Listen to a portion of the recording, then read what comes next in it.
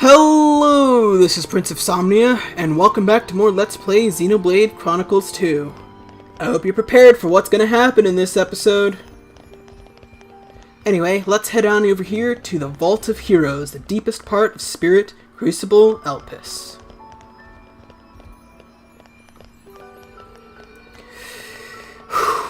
Oh boy.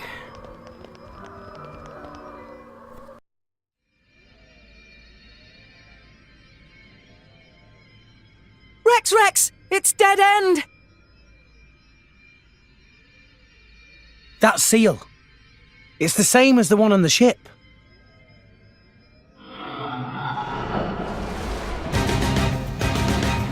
Who? Or what? Hey, watch out there, Rex!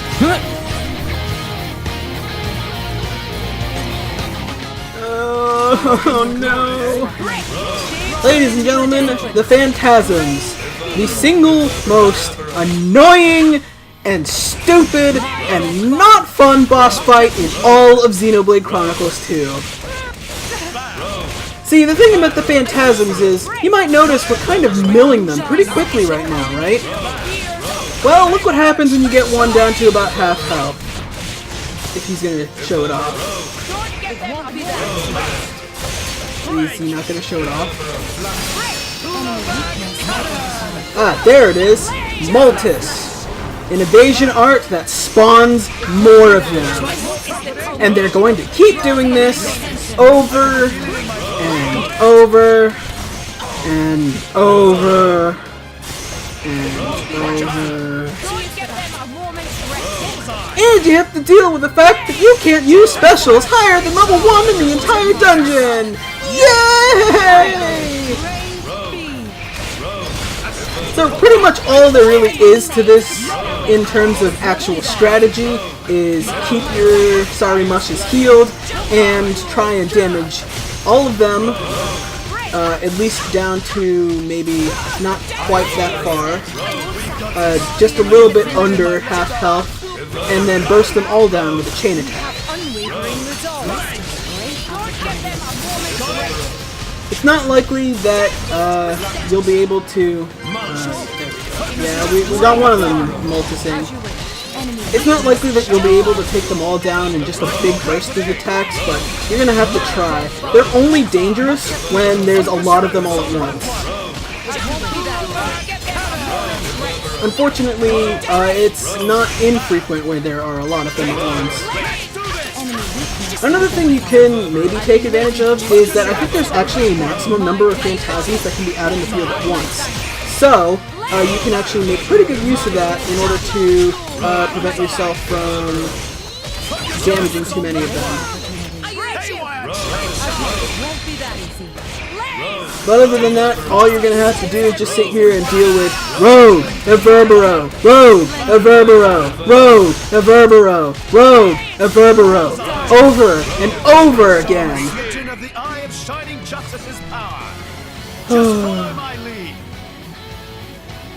I'm sorry, viewers, this boss fight is just irredeemably bad. Like, this isn't even clever strategy, this is just annoying stupidity.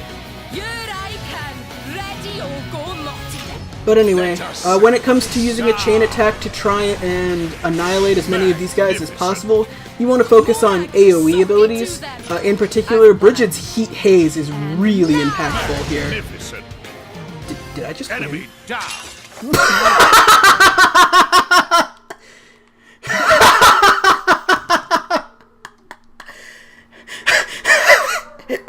I'm sorry, what? Oh! Nia!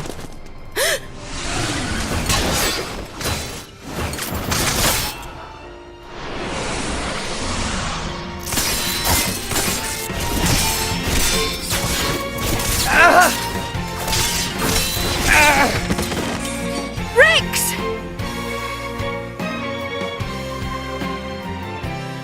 No. No more. I won't hide any longer. I won't hide who I am. No more!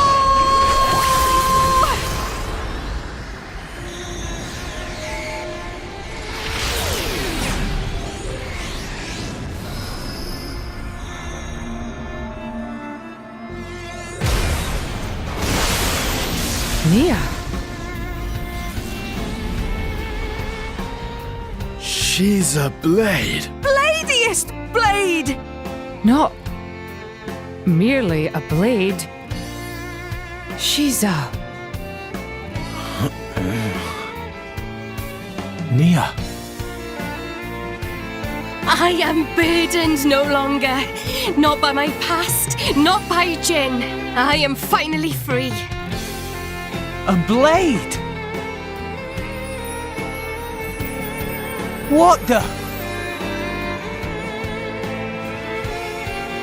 I'm no longer afraid. This is who I am, Rex. What's the point in living if I have to hide? Thank you for helping me see. I love you, Rex. What?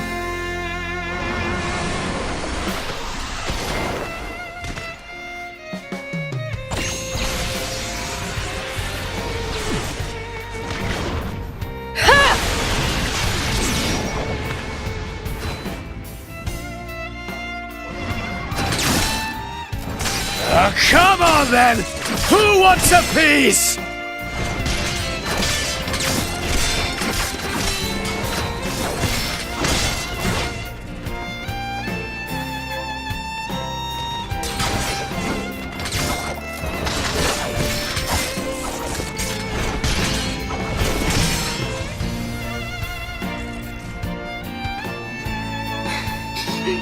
There really isn't much ether here.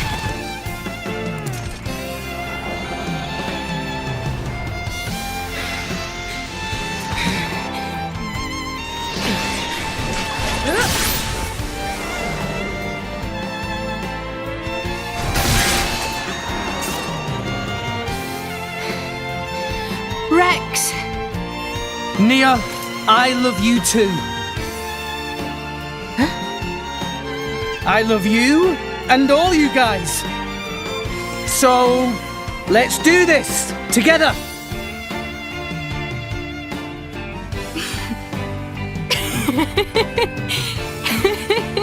That's just like you.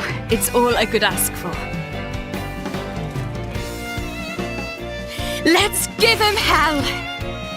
Ready? Ready!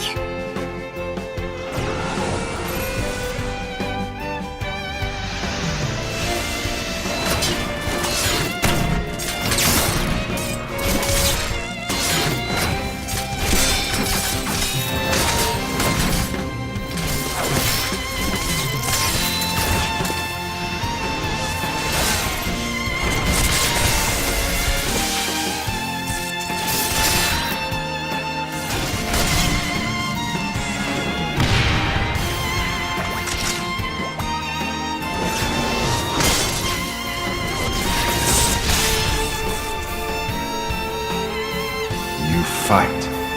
Who's that? You fight on, relentlessly. But you do not fight for yourself. I fight for my friends. Yeah! I have been waiting for so long. For one such as you.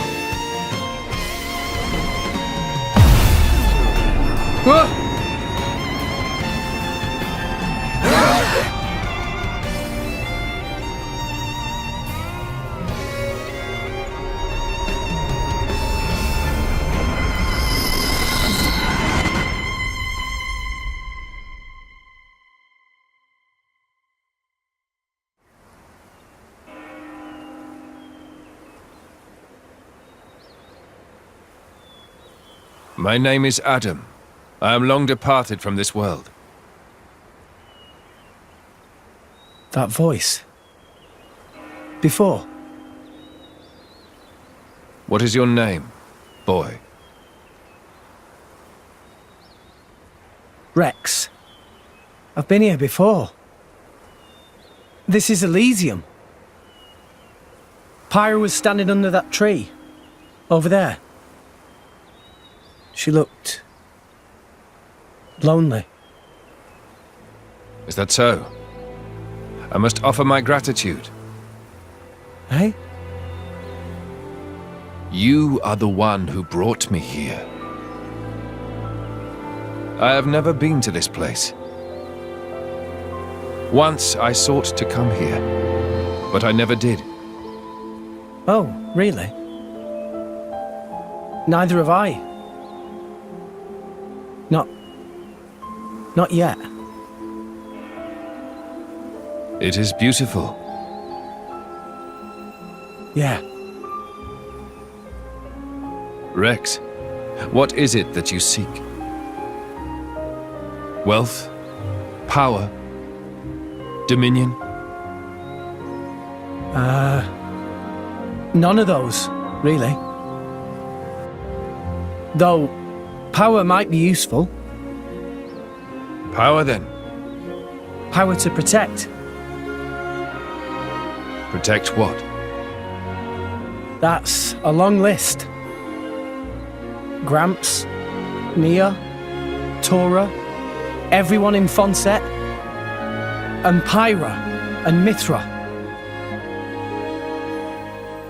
You are greedy, boy. Everyone in Argentum used to tell me that. It is not necessary to protect everything. There is a limit to what one man can do. That's true.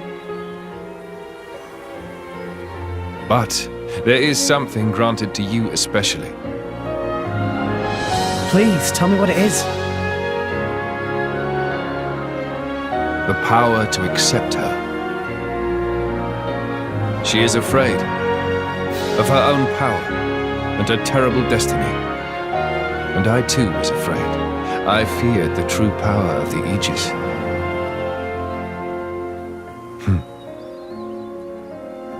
Your will to fight comes from your will to protect. Blades and mortals are linked. When you take on the weight of all the fear she carries, then you will be her true driver.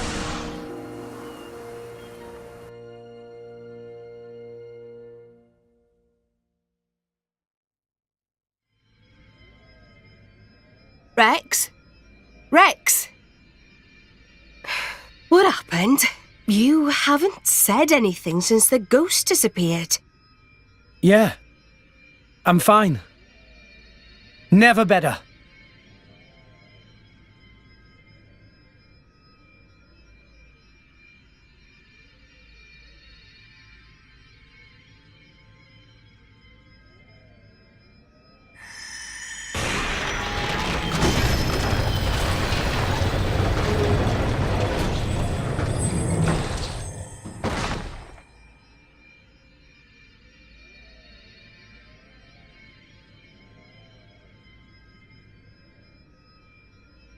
That's...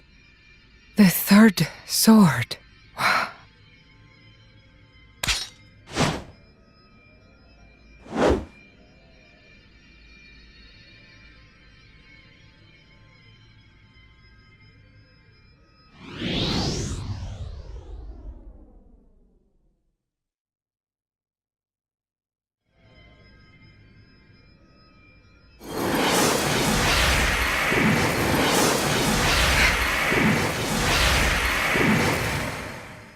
What?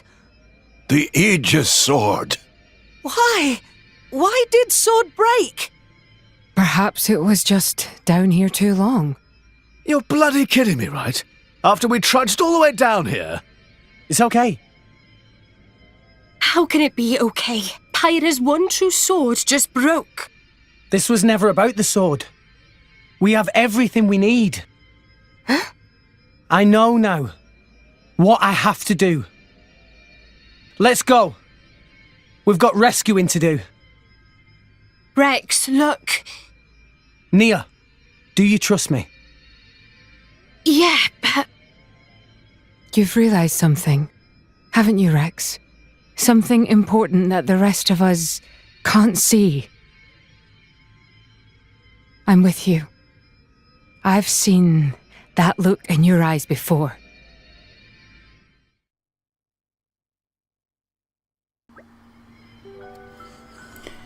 Well, That was the smoothest run I've ever had of that boss fight.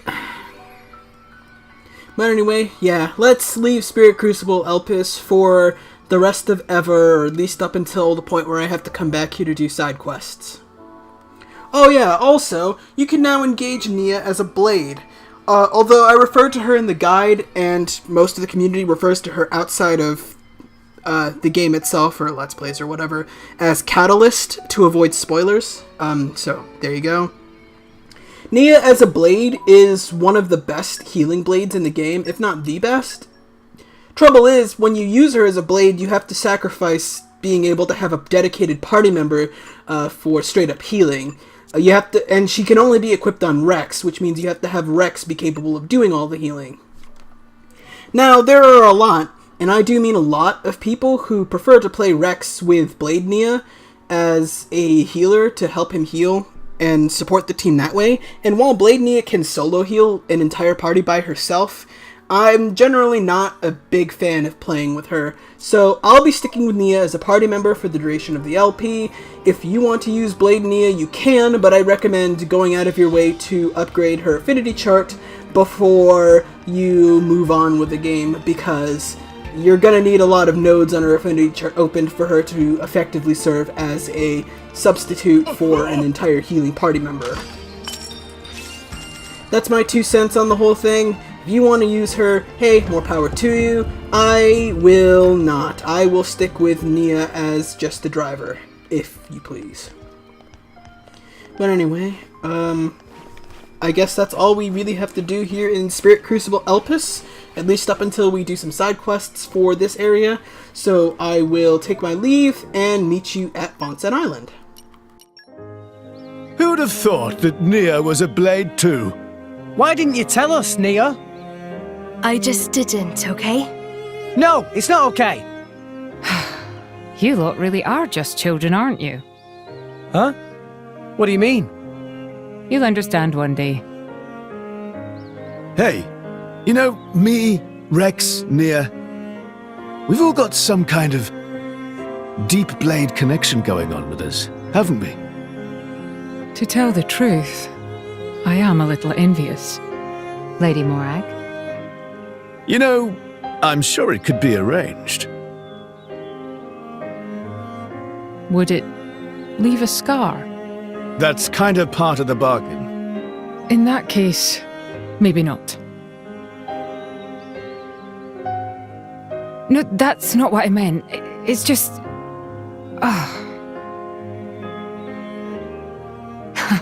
Relax. Much as I appreciate the sentiment, I wouldn't want you to harm yourself.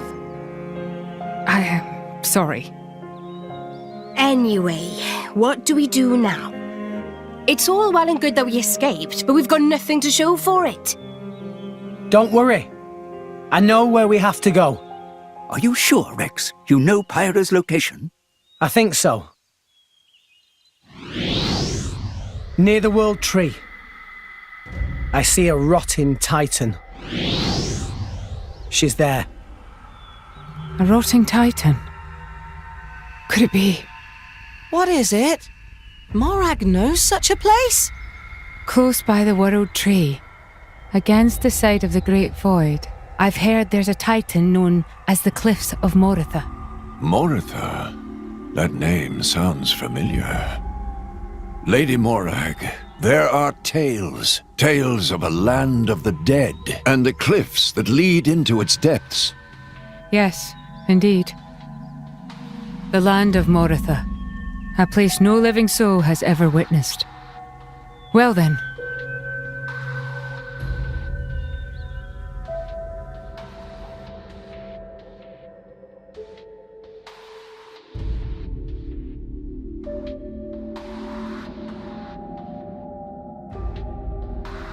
Mick, you here again?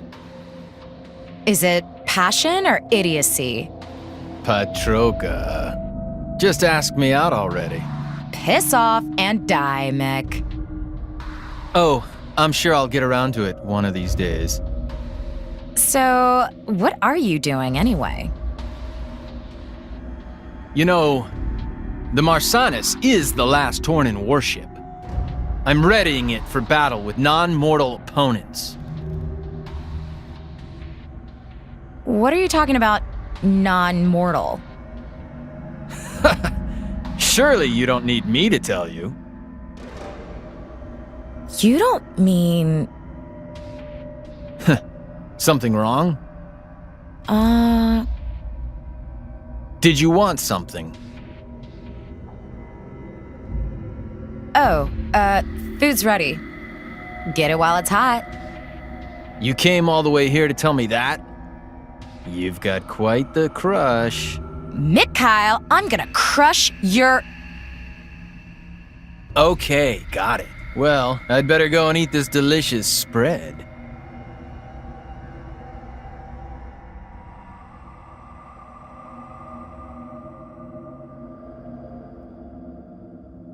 Mick?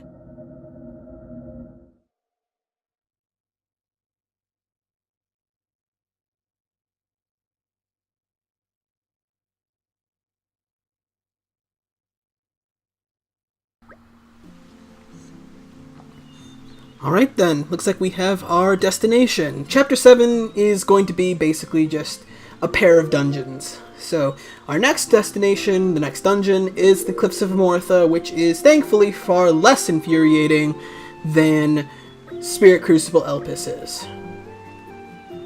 Or at least, would be. I honestly expected the Phantasm boss fight to take me upwards of 15 minutes. Like, I thought I was going to have to cut out me trying over and over again to try and kill them as much as possible, but apparently not. Apparently we're just going to own them like that.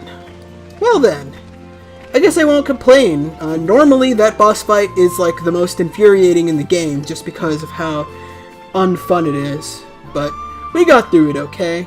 Now we're going to head for the Empire of Morordain, where we can borrow a ship to take us to the Cliffs of Mortha in the next episode of Let's Play Xenoblade Chronicles 2.